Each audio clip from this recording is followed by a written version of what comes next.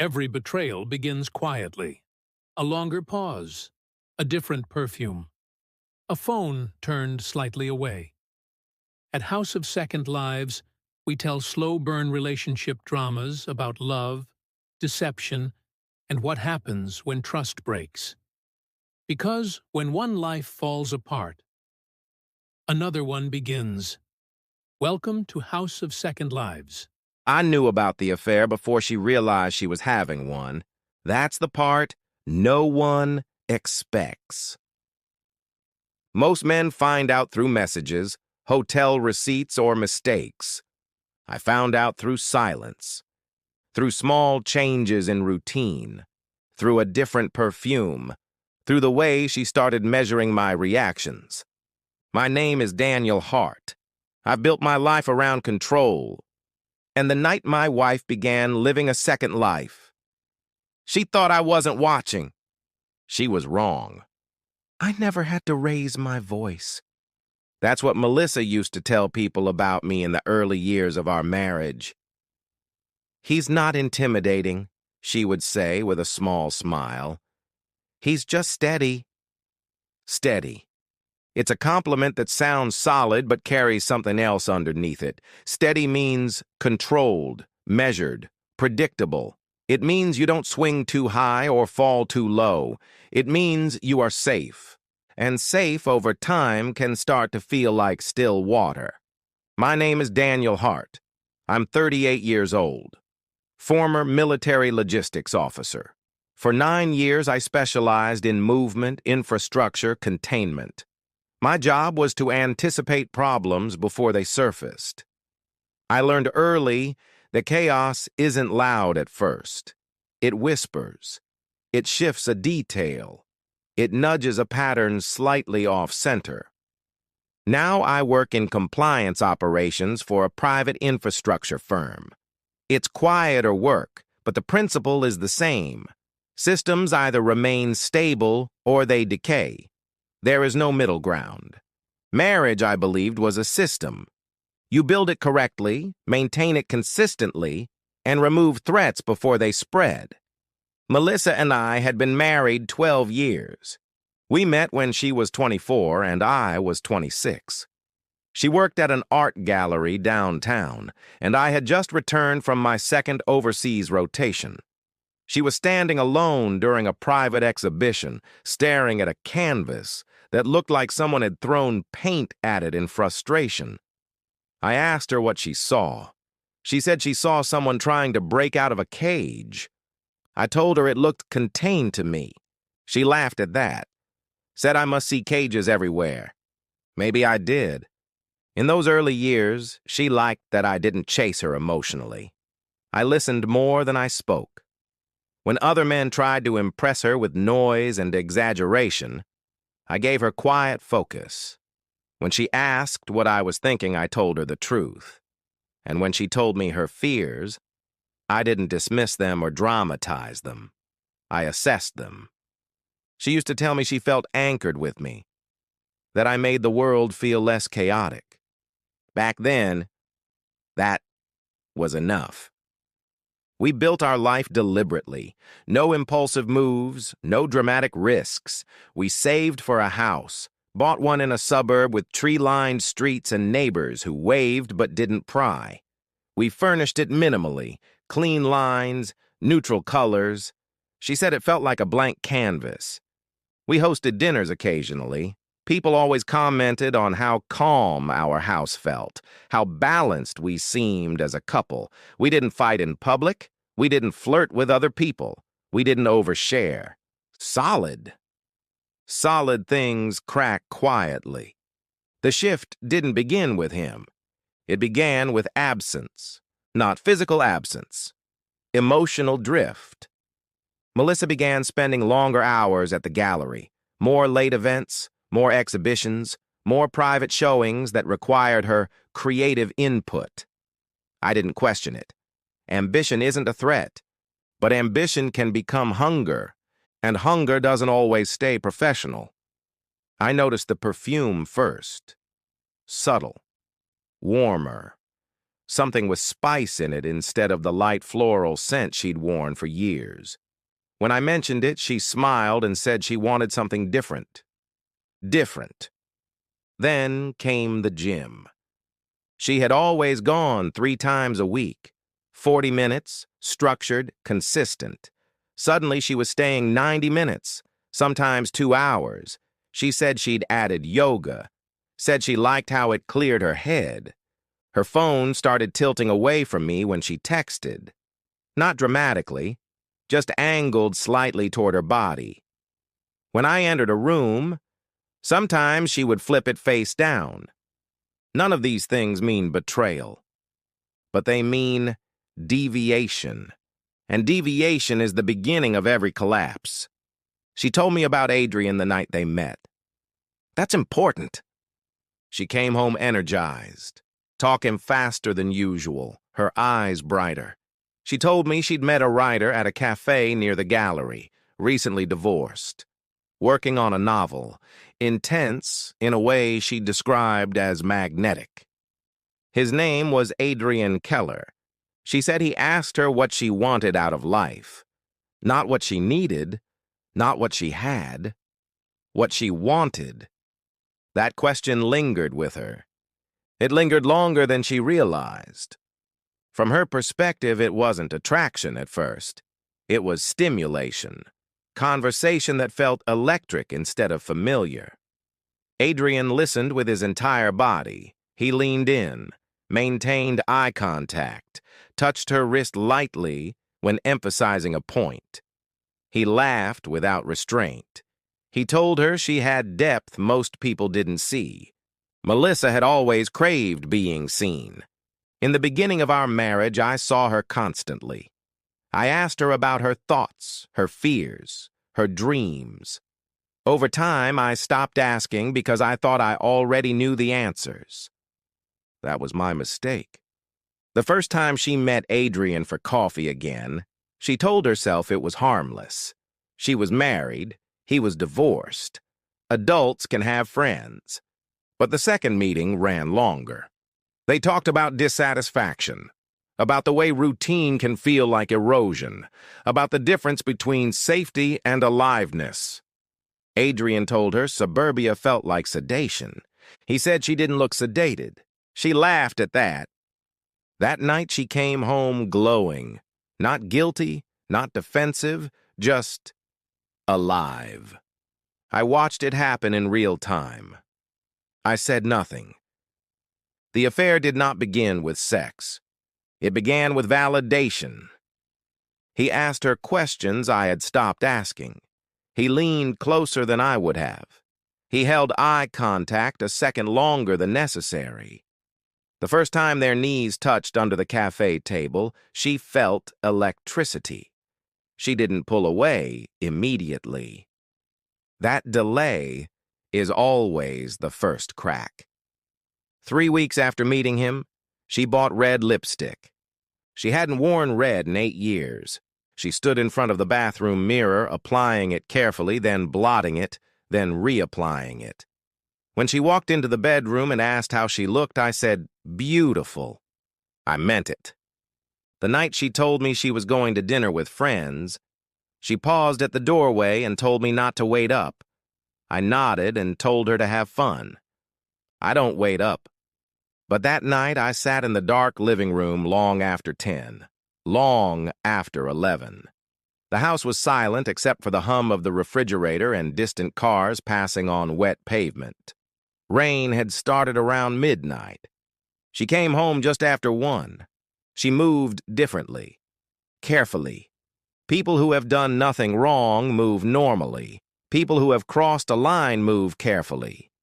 She avoided direct eye contact and went straight to the shower. The water ran longer than usual. That wasn't proof, but it was confirmation. The next morning, I made her coffee like always, kissed her forehead like always, asked about dinner like always. She described it casually, mentioned names, fabricated small details too easily. That's when I adjusted something small. I synced our home network logs to a secure server I use for work, not to spy, to confirm patterns. Affairs create patterns. Patterns create evidence. Within a week, I saw his device pinging towers near the gallery every afternoon. She stayed late. Within 2 weeks, I identified his apartment building. Converted warehouse loft, exposed brick, high ceilings, minimal curtains. Temporary spaces make permanent mistakes easier. From Melissa's perspective, it still felt manageable. Adrian was intoxicating but compartmentalized. She believed she could keep her worlds separate. The first time they kissed, she told herself it was an accident. They had been walking in the rain after a late gallery event. He had offered her his jacket. She laughed and said she didn't need rescuing. He stepped closer anyway. His hand brushed her cheek. She didn't move away quickly enough. The kiss was soft at first, then not. Afterward, she stood there breathing hard, telling him it couldn't happen again. It happened again 2 days later. The first time she went back to his loft, she hesitated outside the door for nearly 30 seconds. Long enough to leave, not long enough to stay loyal. Inside, everything felt unfinished. Raw brick, open space, no history, no shared photographs, no framed memories, just possibility. She told herself she deserved to feel something different. When she came home that night, her eyes were brighter, her movements sharper. There's a certain energy that follows first betrayal. It isn't shame, it's adrenaline. And she looked at me as if measuring whether I could see it. Guilt changes eye contact. There's a delay, a calculation. What does he know? She believed I didn't know anything. And men who are underestimated hold the advantage.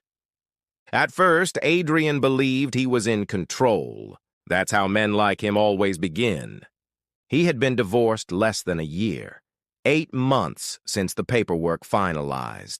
11 months since his wife walked out. The divorce wasn't explosive. It was worse than that.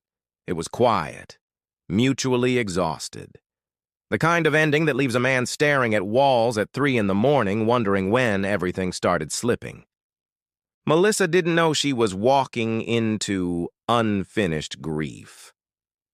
To her, Adrian felt intense, thoughtful, wounded in a way that made her feel powerful. He listened to her like she was oxygen.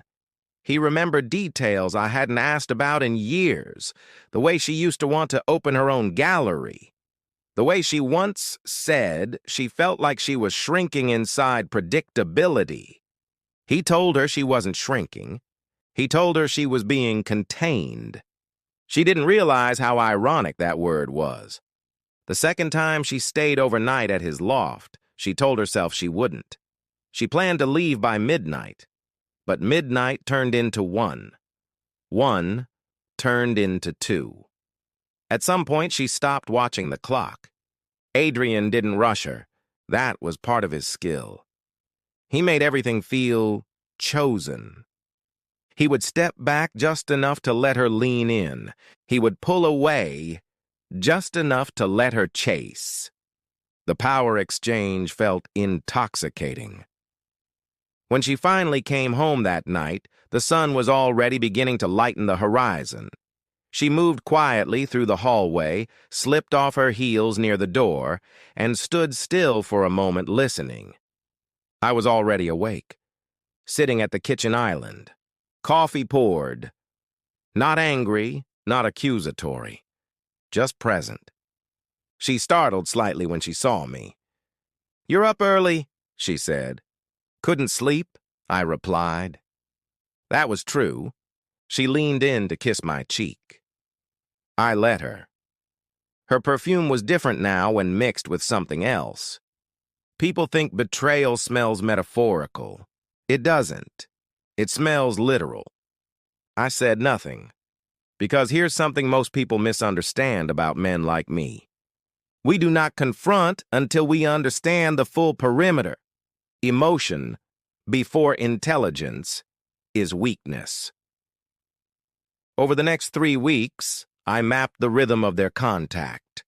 Tuesday afternoons, Thursday evenings, occasional Saturdays disguised as gallery obligations.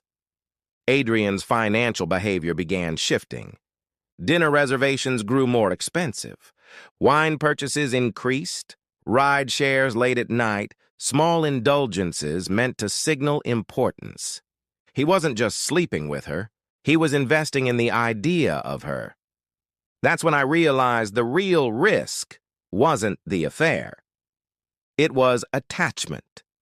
Affairs built on ego fade. Affairs built on emotional dependency escalate. Melissa began feeling the pressure before she understood it. Adrian's texts grew longer. He asked her if she felt what he felt. He asked what she saw when she imagined her future. He asked whether she believed in timing. Timing is a dangerous word. It implies inevitability. She tried to keep him in the category of escape. He kept trying to move himself into permanence.